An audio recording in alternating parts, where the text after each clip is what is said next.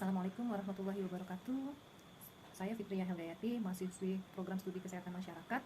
Di sini saya akan menjelaskan terkait tugas mata kuliah penyakit epidemiologi tidak menular dan mengangkat kasus tentang diabetes. Diabetes mellitus merupakan suatu kelompok penyakit metabolik dengan karakteristik hiperglikemia yang terjadi karena kelainan sekresi insulin, kerja insulin, ataupun keduanya. Diabetes mellitus berdasarkan penyebabnya terbagi atas 4.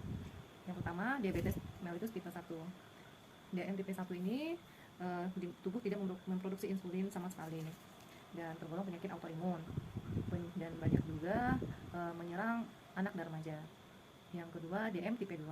DM tipe 2 adalah di mana insulin diproduksi oleh tubuh, namun insulin tidak dapat digunakan secara efektif oleh tubuh sehingga kadar glukosa dalam darah meningkat. Yang ketiga adalah DM gestasional. DM gestasional terjadi atau terdiagnosa pada trimester kedua atau ketiga pada kehamilan, di mana sebelumnya tidak terdiagnosa DM. Yang keempat adalah DM tipe lain. Kadar tes laboratorium darah untuk diagnosa diabetes dan prediabetes sebagai berikut.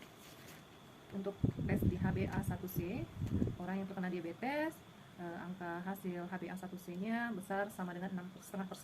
Untuk prediabetes 5,7 sampai 6,4%. Untuk orang normal kurang dari 5,7%. Untuk tes glukosa darah puasa, orang dengan diabetes itu lebih dari 126 mg per desiliter, orang prediabetes 100 sampai 125 mg per desiliter, orang normal dengan kadar 70 sampai 99 mikrogram per desiliter. Untuk glukosa plasma 2 jam setelah tes toleransi glukosa oral, hasilnya untuk orang diabetes itu adalah besar sama dengan 200 mg per desiliter, untuk prediabetes 140 sampai 199 per mg desiliter, untuk orang normal 70 sampai 139 mg per desiliter. Epidemiologi diabetes mellitus. Badan Pusat Statistik pada tahun 2003 memperkirakan penduduk Indonesia yang berusia di atas 20 tahun sebanyak 133 juta jiwa dengan prevalensi DM sebesar 14,7% pada daerah urban dan 7,2% pada daerah rural. Sehingga diperkirakan pada tahun 2003 didapat 8,2 juta pasien DM di daerah rural. Berdasarkan pola pertambahan penduduk, diperkirakan bahwa tahun 2030 nanti akan ada 194 juta penduduk yang berusia di atas 20 tahun dengan asumsi prevalensi DM pada urban 14,7% dan rural 7,2%. Maka diperkirakan terdapat 28 juta pasien diabetes di daerah urban dan 13,9 juta di daerah rural. Di mana laporan hasil riset kesehatan dasar tahun 2018 oleh Depkes menunjukkan peningkatan prevalensi DM menjadi 8,5% atau sekitar 20,4 juta orang Indonesia terdiagnosa DM. 3 faktor risiko DM itu faktor yang bisa diubah, faktor yang tidak bisa diubah, dan faktor lainnya. 1. Faktor yang tidak bisa diubah meliputi riwayat keluarga dengan DM, umur 45 tahun ke atas, etnis, riwayat melahirkan bayi dengan berat badan bayi 4.000 gram, atau riwayat pernah menderita GM gestasional. Riwayat lahir dengan badan rendah, kurang dari 2,5 kg.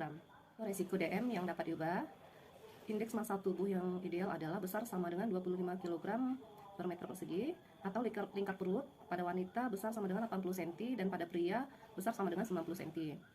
Kurangnya aktivitas fisik, hipertensi, dislipidemia, diet yang tidak sehat dengan tinggi gula dan rendah serat akan meningkatkan risiko menderita prediabetes atau intoleransi glukosa dan diabetes mellitus tipe 2.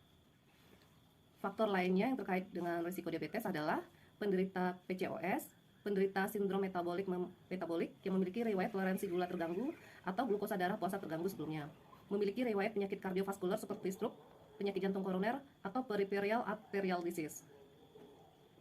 Berikut adalah pencegahan DM. Pencegahan DM dibagi atas menjadi 4 bagian, yaitu 1. Pencegahan primordial adalah upaya untuk memberikan kondisi kepada masyarakat yang memungkinkan penyakit tidak mendapat dukungan dari kebiasaan, gaya hidup, dan faktor risiko lainnya. Kondisi ini diciptakan dengan multimitra. Pencegahan primordial pada penyakit DM misalnya adalah menciptakan kondisi sehingga masyarakat merasa bahwa konsumsi makan keberat-baratan adalah pola makan yang kurang baik, pola hidup santai atau kurang aktivitas, dan obesitas adalah kurang baik bagi kesehatan. Pencegahan berikut adalah pencegahan primer. Pencegahan primer adalah upaya yang ditujukan pada orang-orang termasuk kelompok risiko tinggi, yaitu mereka yang belum menderita DM tetapi berpotensi untuk menderita DM. Yang ketiga, pencegahan sekunder. Pencegahan sekunder ini ditujukan untuk orang-orang yang terkena DM dan untuk mencegah terjadinya penyulit menahun. Adapun pilar utama pengelolaan DM meliputi 1. Penyuluhan, 2. Perencanaan makan, 3. Latihan jasmani, dan 4. Obat berkhasiat hipoglikemik. Pencegahan tersier adalah upaya mencegah terjadinya kecacatan lebih lanjut dan merehabilitasi pasien sedini mungkin sebelum kecacatan tersebut menetap. Pelayanan kesehatan yang holistik dan terintegrasi antar disiplin terkait sangat diperlukan, terutama di rumah sakit rujukan. Misalnya para ahli sesama disiplin ilmu seperti ahli penyakit jantung, mata, rehabilitasi medis, gizi, dan lain-lain. Kesimpulan dan saran, tingginya angka diabetes di Indonesia berakibat mengurangi kualitas hidup masyarakat, terutama penderita DM tersebut. Sehingga pencegahan dari dini oleh masyarakat sebaiknya dilakukan agar derajat kesehatan masyarakat dan kualitas hidup dapat meningkat serta lebih baik. Sekian presentasi dari saya. Terima kasih atas perhatiannya. Wassalamualaikum warahmatullahi wabarakatuh.